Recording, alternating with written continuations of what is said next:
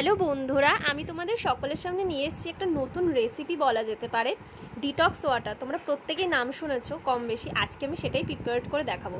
তো দেখো, এখানে সেই যেগুলো ইনগ্রিডিয়েন্টস দরকার সেগুলো সব পিস পিস করে নেওয়া হচ্ছে। প্রথমে জলে এভাবে ভিজিয়ে রাখতে পারো, তারপরে এরকম স্লাইস করে নেবে, তাহলে জিনিসগুলো খুব সুন্দরভাবে টাটকা পরিষ্কারও থাকবে। আর ক্লিন আপ থাকলে জিনিসগুলো মানে যখন তোমরা ওয়াটার বোতলে ব্যবহার করবে, অবশ্যই কাচের ওয়াটার বোতল ব্যবহার করবে ডিটক্স ওয়াটারের জন্য।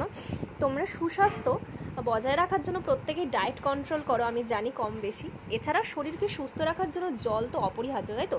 কিন্তু সেই জল যদি আমাদের বিভিন্ন উপকারে, মানে নিয়মিত, মানে যারা যোগ ব্যায়াম করো বা বিভিন্ন ভাজাভুজি খাও, তার থেকে যে শরীরে যে ক্ষয়ক্ষতি হয়, সেটার থেকে আমাদের ফাস্ট ফুড জীবন থেকে তুলনামূলকভাবে বাদ দেওয়া তো পসিবল না, কিন্তু শরীরকে তুলনামূলকভাবে সুস্থ রাখতে বা বেশি ভালো স্বাস্থ্যকর রাখতে কিন্তু ডিটক্স ওয়াটার অন্যতম একটা ভূমিকা পালন করে।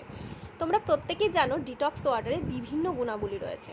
তার মধ্যে তোমরা যদি কিউকাম্বার আর লাইম এছাড়াও জিঞ্জার ব্যবহার করো, প্রত্যেকটারই গুণাবলী রয়েছে। এরা ত্বকের যেমনভাবে বিভিন্ন দূষিত পদার্থ থেকে অপসারণ করে, ওজন কমাতে অসম্ভব কাজ করে, এছাড়া হজম ক্ষমতা উন্নতিতে কিন্তু ভীষণ কার্যকারী। এছাড়া তোমাদের শরীরের পিএইচ ব্যালেন্সও কিন্তু সঠিকভাবে বজায় থাকবে।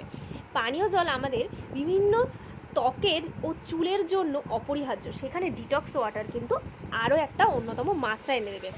এবার দেখতে পাচ্ছ এখানে ওয়াটার বোতলে প্রত্যেকটা স্লাইস করা পিসগুলো আস্তে আস্তে এভাবে তোমরা দিতে পারো। এখানে তোমরা অবশ্যই মিন্ট ব্যবহার করতে পারো, তাহলে ডিটক্স ওয়াটার অনেকভাবেই তৈরি করা যেতে পারে। আমার পার্সোনালি এভাবে খেতে ভীষণ ভালো লাগে আর শরীরের পক্ষে ভীষণ উপকার। তোমরা অবশ্যই বাড়িতে বানিয়ে দেখতে পারো যে তোমাদের কতটা কাজে লাগছে। এর ভেতরে তোমরা চাইলে 1 চামচ মধু, 1 চামচ গোলমরিচ এগুলোও অ্যাড করতে পারো।